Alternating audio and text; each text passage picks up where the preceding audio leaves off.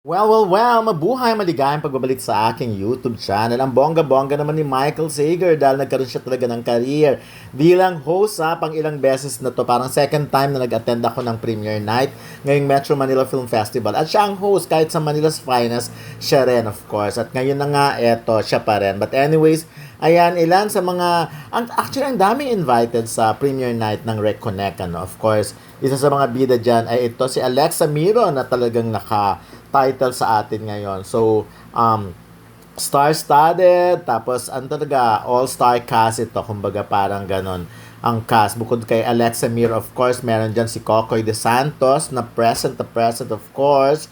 And, ayan, nasa gilid pa kami ng cinema, theater, sa labas ng Trinoma, of course. Sa loob ng Trinoma, of course, pero sa labas pa ng sinehan. So, hindi pa ako pumapasok. And then eventually, I decided to, yun na, naglakad na ako, papasok na.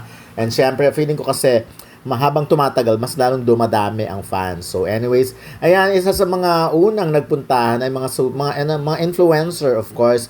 Nandiyan, ito, nakita niyo naman si Mike Pingris na talagang basketball player, but at the same time, meron na rin siyang House of D with Dina Bonnevie, of course. Ito, sa labas pa ito ng cinema, pero ito ay malapit na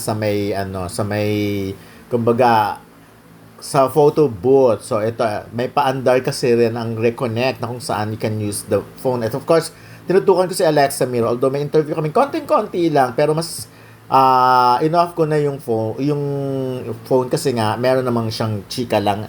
Si Alexa kasi ay nakasama ko sa Edis, di ba, nag-present kami ng isang award doon with Kane Chowa ng ABS-CBN. By the way, ang ABS-CBN nga, mga kapamilya shows ay mapapanood na sa All TV simula sa January 2. So, anyways, ayan na.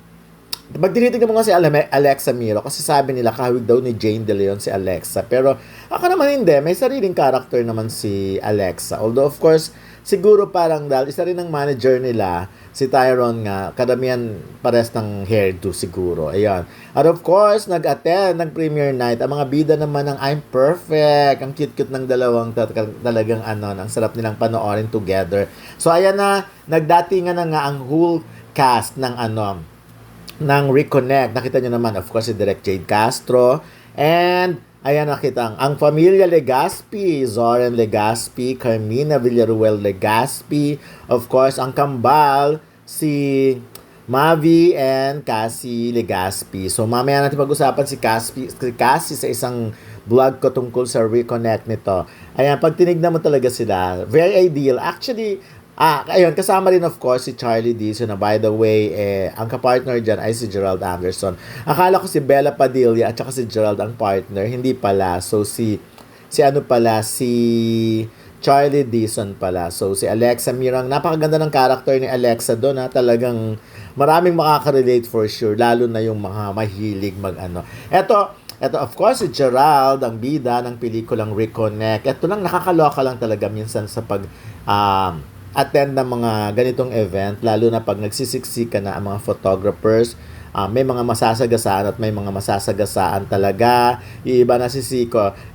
Enough ko yung audio para makapag-voice over ako, and at the same time, para hindi nyo rin marinig yung talakan. Kasi may talakan na nangyari. Yung mga ganon-ganon. So, nakakaloka lang. So, ito na sa loob na ng cinema na kung saan ay inintroduce na isa-isa ang mga cast. So, ayun, nakita mo si Charlie Dizon, si Cassie, si Mavi, si Zoren. So, eto naman, of course, ito yung another angle na kung saan papasok pa rin sila at mamaya na yung iba pang marami naman akong video na nakunan. But anyways, and while waiting for Bella Padilla sa loob ng cinema and Gerald Anderson. So, kaya lang nga, si Andre Brillantes ay wala. Nakita nyo naman siguro na nasa hospital siya. Sayang nga daw di siya naka-attend ng premiere night. Kasi syempre moment ito. Pag meron kang entry sa Metro Manila Film Festival, dapat attenan mo lahat yan. Yung motorcade, yung Parade of Stars nga, awards night.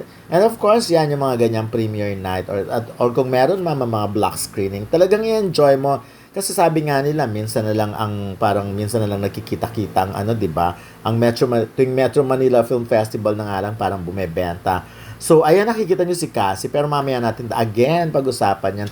By the way, So si Alexa Miro nga ay chika-chika din namin kasi tinanong ko siya tungkol sa Pasko niya at sinagot naman yung sa latter part ng video na ito. At yun nga, syempre alam naman natin, although walang confirmation from the two noon pa, pero alam naman because spotted naman sila talaga. At saka knowing naman na naging sila Congressman Sandro Marcos and Alexa Miro. Si Alexa yung sinasabi ngang noon pa na girlfriend ni Congressman Sandro Marcos na nabalita nga, na chika nga na na hiwalay na. So, at yon ang sinagot naman ni Alexa, yon. Pero, ang gusto ko lang sabihin, kasi siyempre, parang sinabi rin kasi ni Alexa na, tinanong ko kasi kung kumusta yung Pasko niya, sabi niya, yun nga, tahimik daw, unlike daw before, na magulo, hindi na raw magulo ngayon. Kasi syempre, para magkaroon ka ng relasyon sa presidential son, medyo talagang malaking yon. Malaking issue talaga yon. Maraming tututok at tututok sa'yo, diba? Eto si Coco, part siya ng pelikula. Maganda rin ang character niya.